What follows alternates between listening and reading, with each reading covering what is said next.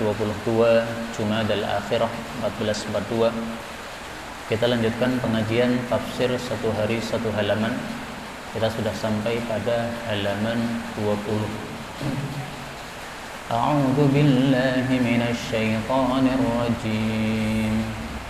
وَإِذْ يَرْفَعُ إِبْرَاهِيمُ الْقَوَاعِدَ مِنَ الْبَيْتِ وَإِسْمَاعِيلُ رَبَّنَا تَقَبَّلْ مِنَّا إِنَّكَ أَنْتَ السَّمِيعُ الْعَلِيمُ رَبَّنَا وَاجْعَلْنَا مُسْلِمَيْنِ لَكَ وَمِنْ ذُرِّيَّتِنَا أُمَّةً مُسْلِمَةً لَكَ وَأَرِنَا مَنَاسِكَنَا وَتُبْ عَلَيْنَا إِنَّكَ أَنْتَ التَّوَّابُ الرَّحِيمُ رَبَّنَا وَابْعَثْ فِيهِمْ رَسُولًا مِّنْهُمْ يَتْلُو عَلَيْهِمْ آيَاتِكَ وَيُعَلِّمُهُمُ الْكِتَابَ وَالْحِكْمَةَ وَيُزَكِّيهِمْ إِنَّكَ أَنْتَ الْعَزِيزُ الْحَكِيمُ وَمَنْ يَرْغَبُ عَنْ مِلَّةِ إِبْرَاهِيمَ إِلَّا مَنْ سَفِهَ نَفْسَهُ وَلَقَدِ اصْطَفَيْنَاهُ فِي الدُّنْيَا وَإِنَّهُ فِي الْآخِرَةِ لَمِنَ الصَّالِحِينَ إِذْ قَالَ لَهُ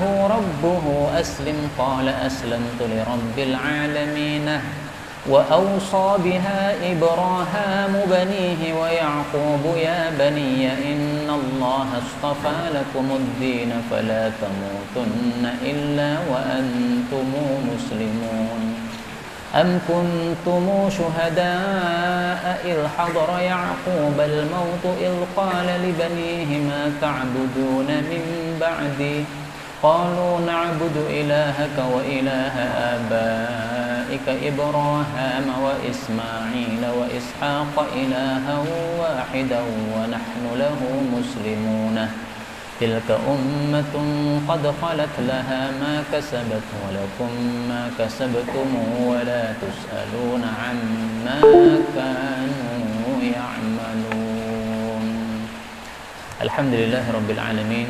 Allahumma arhamna bil Qur'ani amin. Pada beberapa ayat yang kita baca, ada beberapa kata yang bisa kita baca dengan dua bacaan. Yang pertama Ibrahim, bisa dibaca Ibrahim. Tapi ketahuilah tidak semua kata-kata Ibrahim bisa dibaca dengan bacaan Ibrahim. Kadang-kadang bisa dibaca Ibrahim, kadang-kadang juga tidak. Karena itu kapan membaca Ibrahim, kapan tidak, perlu ada ilmunya. Kemudian arina boleh dibaca arna, ra-nya disukun. Kemudian wa wassa bisa dibaca wa ausa. Nah, ini semuanya bacaan-bacaan yang mutawatir yang sumbernya dari Rasulullah sallallahu alaihi wasallam. Baik, kita bahas tafsirnya secara ringkas. Allah Subhanahu wa taala mengatakan pada surah Al-Baqarah ayat 127, wa il, dan ingatlah ketika yarfa'u, meninggikan Ibrahim, Nabi Ibrahim atau Nabi Ibrahim, al-qawaida, pondasi-pondasi, minal baiti, dari rumah itu maksudnya Ka'bah. Wa Ismail, dan Nabi Ismail juga membantu. Rabbana, wahai Rabb kami, taqabbal minna, terimalah dari kami, yaitu amalan kami ini. Innaka, sesungguhnya engkau, engkaulah as-sami', zat yang maha mendengar, al-alim, zat yang maha mengetahui. Ayat ini menunjukkan bahwasannya Allah menyuruh Nabi Ibrahim untuk membangun Ka'bah. Disuruh juga Nabi Ismail untuk membantunya. Karena itu dalam masalah ini kita mengenal ada istilah makom Ibrahim. Makom Ibrahim itu bukan makam kuburan, itu bukan. Makom itu artinya tempat berdiri Nabi Ibrahim. Nabi Ibrahim ketika membangun Ka'bah, menaruh batu bata Ka'bah, karena Ka'bahnya agak tinggi, maka beliau perlu ada satu pondasi, ada satu batu yang beliau berdiri di atasnya. Nah, maka batu ini taruh di bawah, kemudian beliau berada di atasnya, berdiri. Kemudian beliau membangun Ka'bah, dibantu oleh anaknya Nabi Ismail. Nah, maka makom Ibrahim sampai hari ini masih ada di dekat Ka'bah. Ini Ka'bah, di belakangnya sedikit itu ada satu batu yang dijaga di situ, namanya adalah makom Ibrahim. Sebenarnya makam Ibrahim itu bekas-bekas dari telapak kaki Nabi Ibrahim, yaitu jari-jarinya itu sebenarnya muncul, ada. Jadi akan ada 5 jari kaki itu. Nah itu semuanya ada di batu tadi. Kanan 5, kiri 5, ada dulu. Tapi kemudian orang-orang kalau melakukan haji, mereka biasanya sentuh-sentuh batu tadi. Akhirnya bekas-bekas dari jari-jari Nabi Ibrahim itu jadi hilang, sehingga tersisa legoan saja. Karena itu sebagian ulama berkomentar bahwasanya umat Nabi Muhammad SAW itu melakukan peribadatan yang tidak sesuai yang diajarkan Rasul SAW. Rasulullah tidak pernah suruh sentuh-sentuh batu tersebut, enggak. Kita hanya disuruh satu aja, sholat di belakang makam Ibrahim. Tawaf selesai 7 kali kan. Nah kemudian kita berada di belakang makam Ibrahim, sholat menghadap makam Ibrahim tersebut dan menghadap ke arah Ka'bah. Itu yang disuruh. Tapi yang tidak disuruh kemudian dilakukan, yaitu apa? Disentuh-sentuh batu makam Ibrahim ini. Maka dulu makam Ibrahim itu masih utuh itunya, lukisan jari-jari kaki Nabi Ibrahim. Karena umat-umat terdahulu nggak neko-neko mereka. Mereka biarkan ini bekas Nabi Ibrahim sebagai tanda bagi orang-orang setelah mereka. Tapi umat sekarang memang sukanya neko-neko. Karena itu para sahabat Nabi yang awal-awal dulu, mereka masih bisa melihat bekas-bekas jari-jari Nabi Ibrahim. Tapi kemudian sudah apa? Sudah punah jari-jarinya tadi, tersisa legoannya saja karena memang orang-orang apa? Kemudian menyentuh-nyentuhnya. Dari ayat ini kita ambil pelajaran bahwasanya Rabbana taqabbal minna, wahai Rabb kami, terimalah kami. Nabi Ibrahim sambil membangun Ka'bah sambil berdoa, ya Allah terimalah ibadah kami membangun Ka'bah. Ini menunjukkan sifatnya orang yang betul-betul ikhlas karena Allah itu malah seperti ini. Tanda orang ikhlas itu adalah kalau dia khawatir amalannya tidak diterima oleh Allah. Karena itu sebagian ulama ketika membaca ayat ini dia menangis. Dia mengatakan, wahai Nabi Ibrahim, engkau adalah kekasihnya Allah. Tetapi ketika engkau membangun Ka'bah yang merupakan rumah Allah, engkau sambil berdoa, terimalah kami. Seolah-olah khawatir sekali bahwasanya amalannya tidak diterima oleh Allah. Karena itu kita orang-orang biasa ini jangan sampai kita terlalu pede kemudian mengatakan amalku pasti diterima oleh Allah. Itu bukan sikap yang benar. Kalau kita memang ikhlas betul-betul karena Allah, kita pasti khawatir amal kita tidak diterima oleh Allah Subhanahu wa taala. Khawatir. Sebagaimana disebutkan dalam ayat yang lain, Allah Subhanahu wa taala menyebutkan pada surah Al-Mu'minun ayat 60, walladzina yu'tuna ma atau. Orang-orang yang baik itu mereka melakukan apapun yang mereka lakukan, yaitu amalan-amalan, wa qulubuhum wajilatun, dalam keadaan hati-hati mereka itu sangat-sangat takut, annahum ila rabbihim raji'un, bahwasanya mereka akan kembali kepada Allah. Maksudnya takut kalau amalannya tidak diterima. Karena semua kita akan kembali kepada Allah, nanti akan dihisab oleh Allah. Nah, kalau amalan kita tidak diterima oleh Allah, nanti dihisab oleh Allah, akan dikembalikan sama Allah. Ini amalanmu saya kembalikan, saya enggak terima. Kenapa? Kamu tidak ikhlas. Itu maksudnya. Nah, maka marilah kita kalau beramal itu, kalau bisa sebagaimana Nabi Ibrahim melakukan sambil berdoa, Rabbana taqabbal minna innaka antas sami'ul alim. Dan inilah rahasianya guru saya Al-Ustadz Mudzakkir hafizahullah. Kalau beliau selesai mengajar seperti ini, selalu ditutup dengan doa Rabbana taqabbal minna. Meniru Nabi Ibrahim. Kenapa? Khawatir mengajarnya tidak diterima oleh Allah, khawatir tidak ikhlas. Nah, ini satu sikap yang sangat bagus, menunjukkan kehati-hatian beliau, keikhlasan beliau dalam mengajar ini. Kemudian Allah mengatakan Rabbana wahai Rabb kami, waj'alna, jadikanlah kami muslimaini, dua orang yang tunduk kepada siapa? Laka, kepada engkau. Wa min dzurriyyatina, dan juga dari keturunan-keturunan kami, ummatan muslimatan lak, umat yang tunduk kepada engkau. Wa arina, dan tampakkanlah kepada kami manasikana, manasik kami. Wa tub alaina, dan berilah tobat kepada kami. Innaka, sesungguhnya engkau, anta, engkaulah at-tawwab, zat yang maha menerima tobat, ar-rahim, zat yang maha penyayang. Ayat ini masih lanjutan doanya Nabi Ibrahim alaihi salatu wassalam.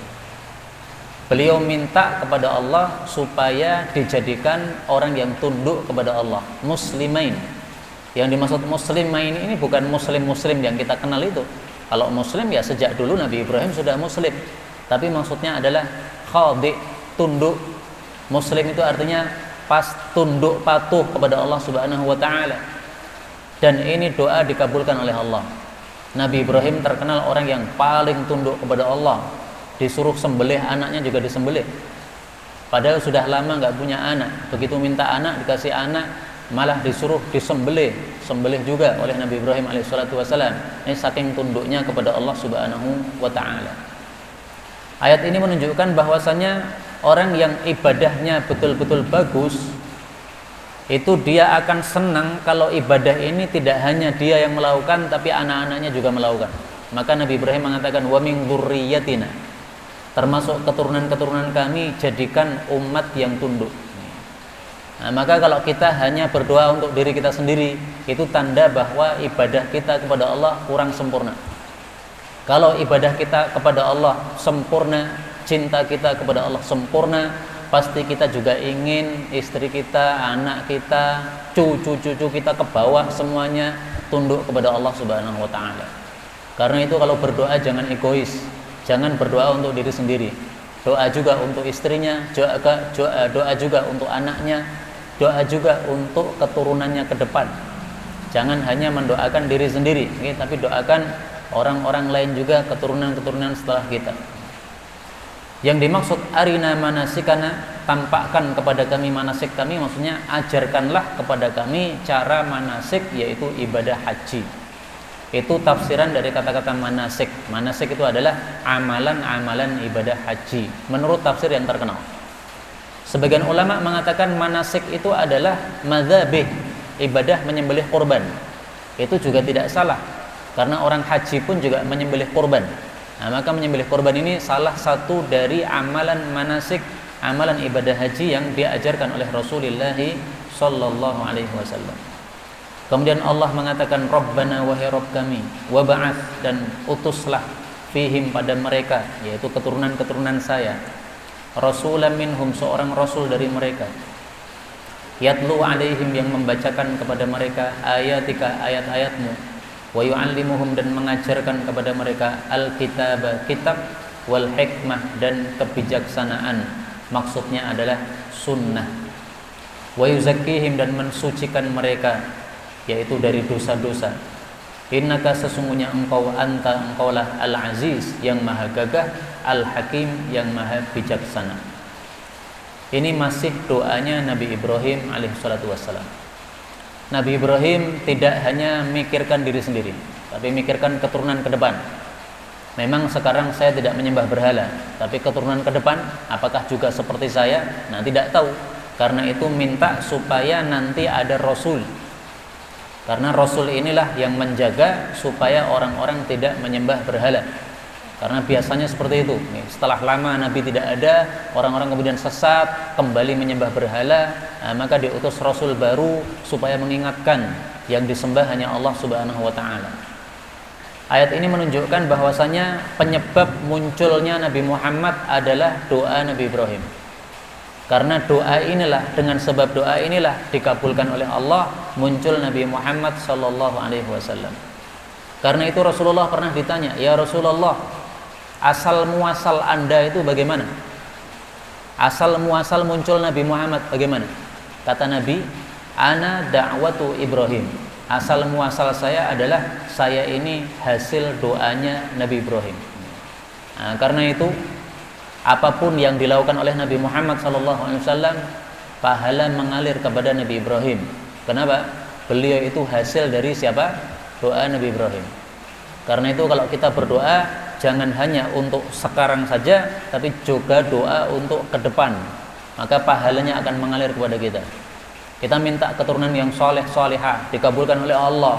Maka kita punya anak, punya cucu, punya cicit, punya apapun sampai hari kiamat, mereka orang-orang soleh, pahala ngalir sama kita. Kenapa? Kita yang minta kepada Allah, dikasih oleh Allah, keturunan kita soleh sampai hari kiamat, maka pahala mereka ngalir kepada kita. Ini hadis riwayat Ibnu Asakir, hadis ini derajatnya sahih. Kemudian ayat ini menunjukkan bahwa tugas utama seorang rasul adalah yatlu alaihim ayatik, membacakan ayat-ayat Allah. Kalau Nabi Muhammad yang membacakan Quran, ini tugas utama. Nah, kalau tugas utama Nabi Muhammad adalah membacakan ayat Allah, berarti tugas utama para ulama juga begitu. Karena ulama adalah pewaris para nabi, tugas utamanya membacakan ayat-ayat Allah.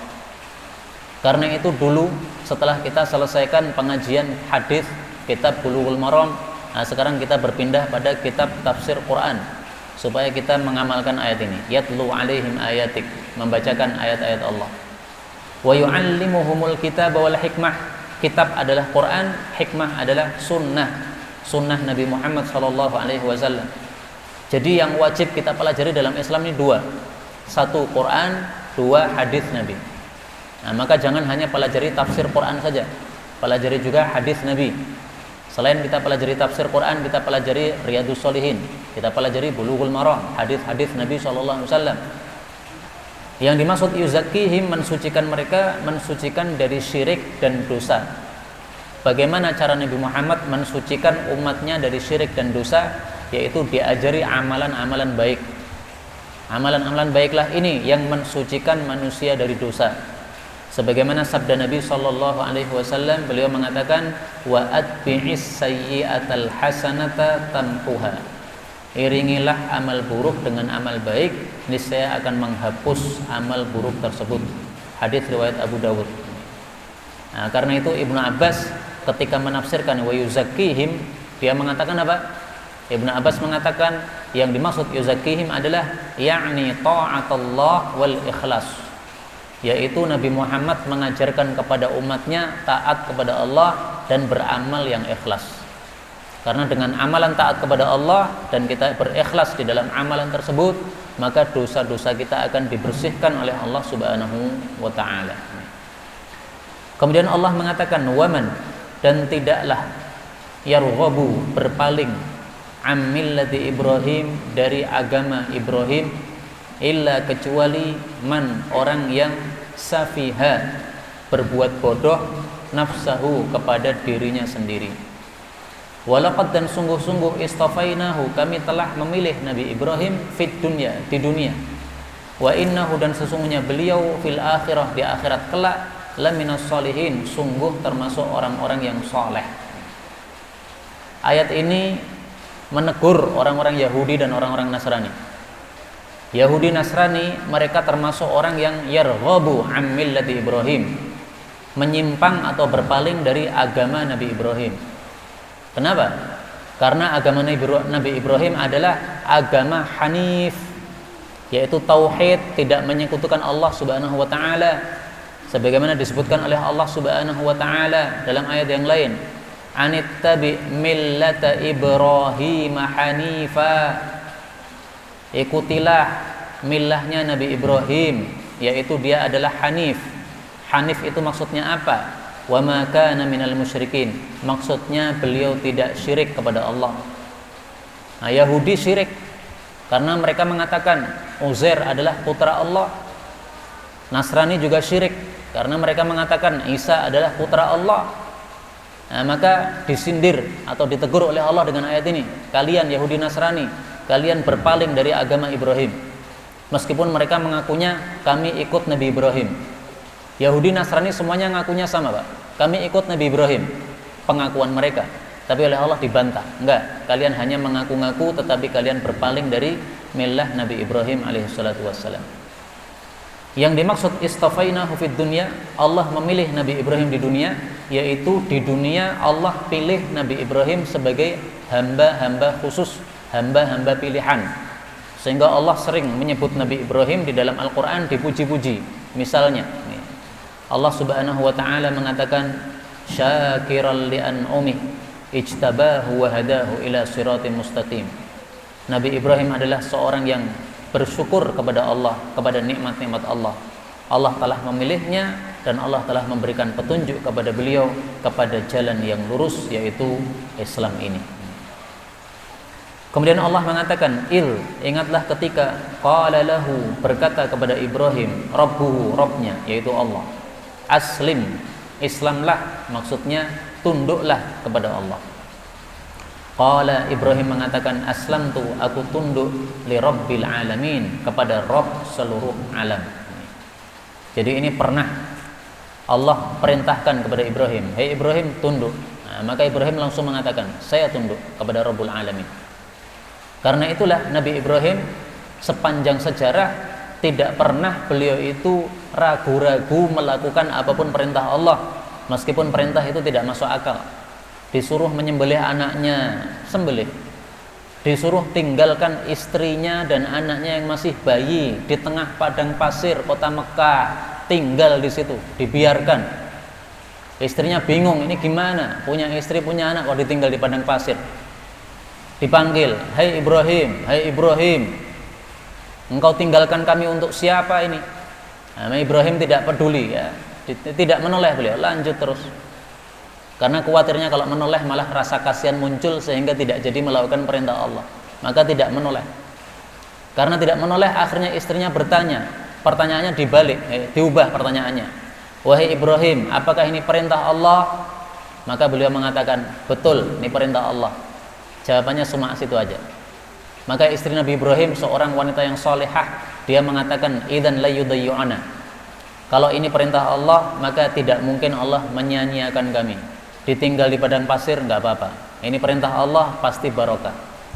Yakin kepada Allah Subhanahu wa taala. Akhirnya bayinya Nabi Ismail nangis karena kehausan, nggak ada air sudah habis. Akhirnya dia lari-lari, cari sana cari sini, sampai akhirnya terjadi sa'i dari Safa Marwah. Nah, kita setiap orang haji sa'i Safa Marwah itu meniru apa yang dilakukan oleh ibunya Nabi Ismail, cari air untuk anaknya yang menangis-nangis.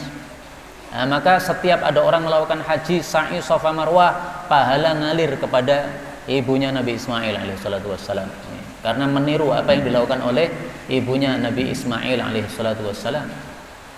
Kemudian Allah mengatakan wa wassa, dan memberikan wasiat, atau wa ausa artinya sama, ya, memberikan wasiat biha dengan kalimat tersebut Ibrahim, Nabi Ibrahim, banihi kepada anak-anaknya, wa Yaqubu, dan Nabi Yaqub, maksudnya juga memberikan wasiat kepada anak-anaknya. Wasiatnya apa? Ya baniya, wahai anak-anakku, innallaha, sesungguhnya Allah, istafa, telah memilih, lakum, bagi kalian, ad-dina, agama Islam ini. Fala tamutunna, maka janganlah betul-betul kalian mati, betul-betul janganlah mati, illa, kecuali, wa antum, dalam keadaan kalian itu muslimun, beragama Islam. Islam atau tunduk kepada Allah Subhanahu wa taala.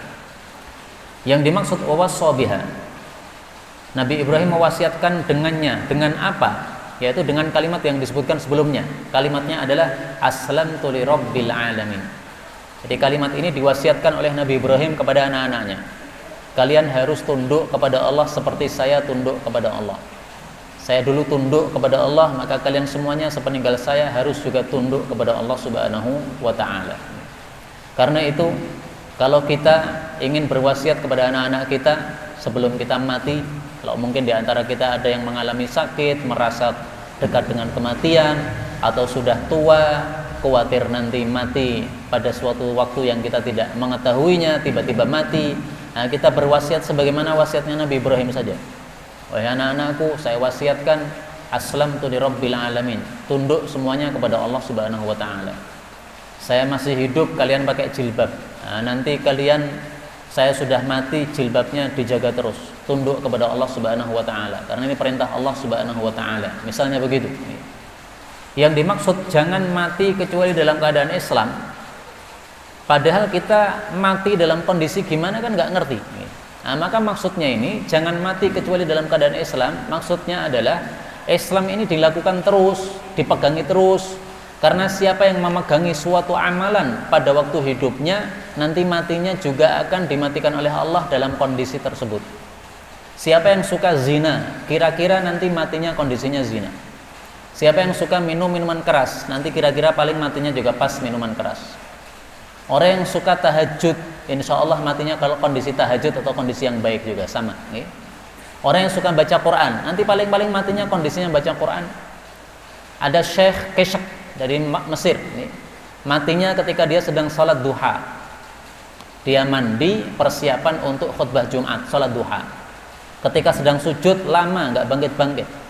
Anaknya curiga, ini kenapa lama? Disentuh ternyata udah wafat. Memang beliau terkenal orang yang suka sholat sunnah. Matinya pas sholat sunnah. Ada seorang ulama di Suriah, ketika dia sedang membaca Quran, membuka mushaf Quran, wafat beliau. Menunduk begini, ternyata wafat. Memang beliau seorang ulama ahli qiraah. Setiap hari mengajarkan qiraatul Quran. Setiap hari buka mushaf, mendengarkan setoran dari anak-anaknya atau dari murid-muridnya. Matinya kondisi begitu juga. Nah, demikian juga di sini. Jangan mati kecuali dalam kondisi Islam. Itu artinya kita biasakan Islam terus kepada Allah Subhanahu wa taala. Agama Islam jangan dilepas. Tunduk kepada Allah, dijaga terus. Insya Allah nanti matinya juga dalam kondisi Islam, dalam kondisi tunduk kepada Allah Subhanahu wa taala. Mudah-mudahan semua kita diberi husnul khatimah. Amin ya rabbal alamin. Nah, saya teringat perkataan para ulama. Para ulama mengatakan man 'asha 'ala syai'in mata 'alaih. Barang siapa yang hidup atas suatu kondisi, suatu kebiasaan, maka dia akan mati di atas kondisi atau kebiasaan tadi. Kalau kita menjaga Islam kita, matinya ya Islam, tidak murtad insyaallah. Tapi kalau tidak menjaga Islam kita, ya khawatir kita matinya dalam kondisi tidak bagus. Karena itu amalan kebaikan yang sudah bisa kita lakukan tolong dijaga terus. Kita sudah bisa rutin sholat jamaah 5 waktu ke masjid. Ini juga terus. Kalau nggak dijaga khawatirnya matinya kondisinya nggak bagus begitu. Kita sudah bisa menghadiri pengajian seperti ini. Pengajian seperti ini dijaga terus. Sudah bisa, kenapa kita kemudian meninggalkan? Sudah bisa, udah hadir aja. Insya Allah matinya nanti dalam kondisi baik sebagaimana perkataan ulama tadi. Kemudian Allah mengatakan, apakah kuntum kalian itu syuhada'a, menyaksikan ketika hadara, hadir Ya'quba, kepada Nabi Ya'qub, al-mautu, kematian. Ketika qala, beliau berkata, libanihi, kepada anak-anaknya, ma ta'buduna, apa yang kalian sembah, mim ba'di, setelah saya.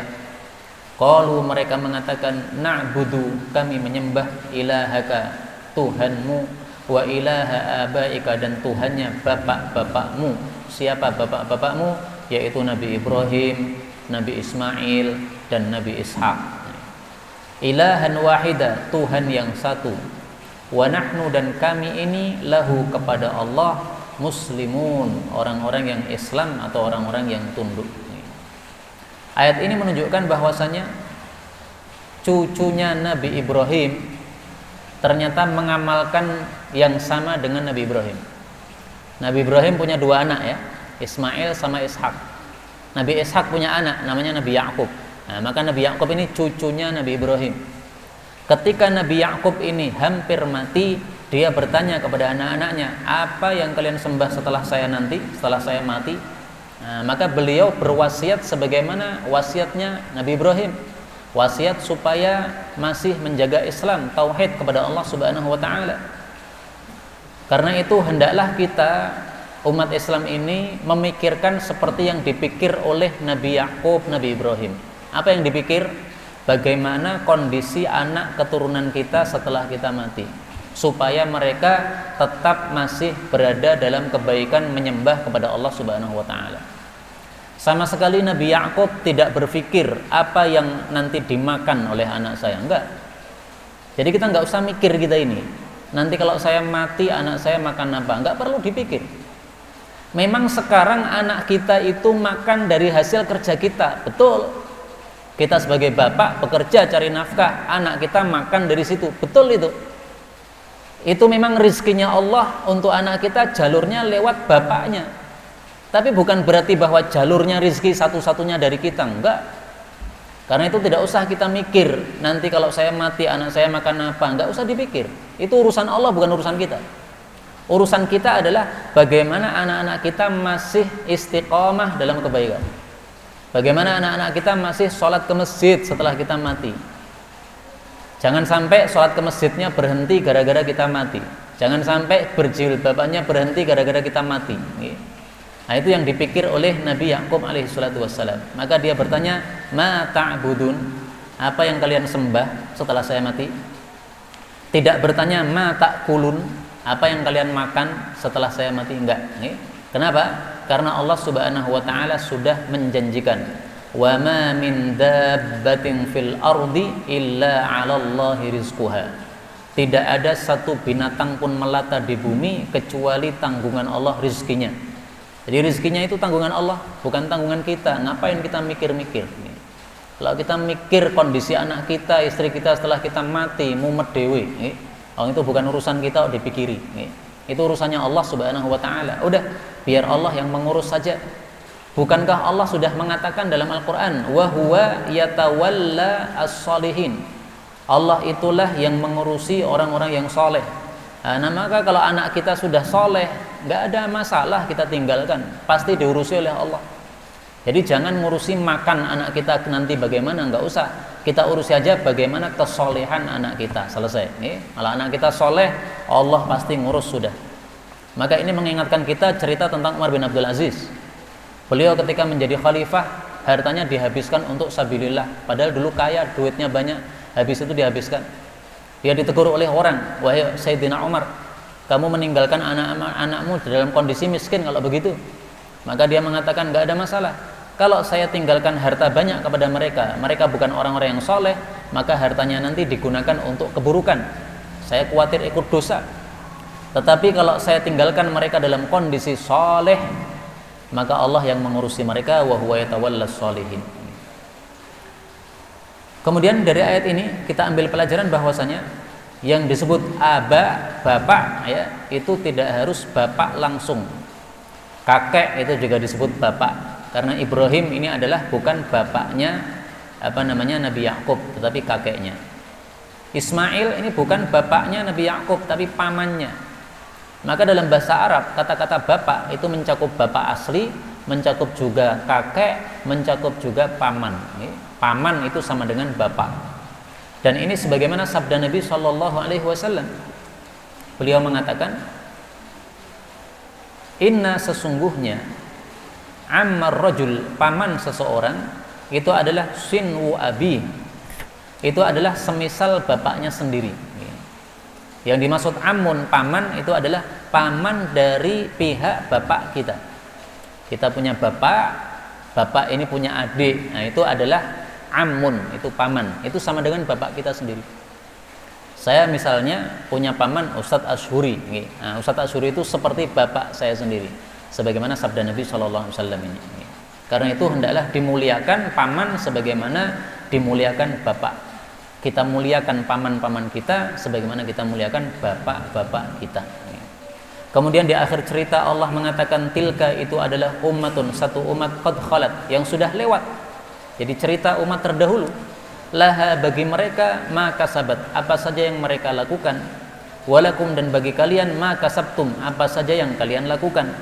Wala tus'alun, kalian tidak bakal ditanya, amma, dari apa saja yang kanu, adalah mereka dulu, ya'malun, mereka amalkan. Jadi maksudnya kita jangan sampai merasa bangga dengan nenek moyang kita. Bapakku kiai, nggak ada urusannya bapakmu kiai tapi kamu mursal, orang kacek. Bapaknya kiai tapi anaknya wong beling, nah itu tidak akan kemudian anaknya ini jadi mulia di hadapan Allah. Enggak. Yang mulia ya bapaknya saja, wong kiai bapaknya. Adapun anaknya tidak mengikuti kebaikan bapaknya, tidak bisa menyusul bapaknya. Anak itu bisa menyusul bapak dalam jannah nanti kalau anak itu melakukan seperti yang dilakukan bapak, sama-sama baik. Nih, mari kita lihat ayatnya. Allah mengatakan, walladzina amanu wattaba'athum dzurriyyatuhum biiman. Orang-orang yang iman, kemudian keturunan mereka mengikuti mereka dengan iman. Alhaqna bihim dzurriyyatahum, kami susulkan, kami pertemukan mereka dengan keturunan-keturunan mereka. Nah, jadi syaratnya adalah ini, biiman, mengikuti iman juga. Kalau orangnya jelek sementara bapaknya bagus, baik, soleh, nah ini tidak termasuk di sini karena dia tidak memenuhi syarat. Karena itulah dalam hadis Nabi SAW beliau menegaskan bahwasanya amalan itu adalah amalan masing-masing, tidak bisa dikait-kaitkan dengan nasab. Rasul mengatakan, waman abta'a bihi amaluh, barang siapa yang amalannya lambat, Jadi amal bagusnya sedikit, lam yusri' bihi nasabuh. Nasabnya tidak bisa mempercepatnya. Maksudnya nasabnya tidak bisa meninggikan derajatnya. Hadis riwayat Abu Dawud sahih. Nah, maka Allah di sini mengatakan, laha ma kasabat walakum ma kasabtum. Amalan nenek moyangmu itu pahalanya untuk nenek moyangmu, bukan untuk kamu. Adapun amalan kamu, maka itulah yang kalian dapatkan. Jadi maksudnya Allah adalah jangan sebagaimana Bani Israel. Mereka mengatakan kami adalah Bani Israel, keturunannya Nabi Israel. Nabi Israel yaitu Nabi Yakub. Kami keturunan para nabi. Iya, keturunan para nabi, tapi kalian kafir, nabi kalian iman, nggak bakal nyusul, nggak bakal. Nah, maka ini teguran Allah Subhanahu wa taala kepada Bani Israel, tapi juga teguran kepada kita, jangan sampai kita mengandalkan amalan bapak kita atau nenek moyang kita atau orang-orang sekitar kita, tapi hendaklah kita mengamalkan amalan kita masing-masing. Itulah yang dapat mendatangkan pahala di hadapan Allah Subhanahu wa taala. Inilah kaum muslimin rahimani wa rahimakumullah yang dapat kita pelajari secara gampang pada malam hari ini. Benarnya dari Allah Subhanahu wa taala, dan apabila ada salahnya fa astaghfirullahal azim li wa lakum. Dan karena sudah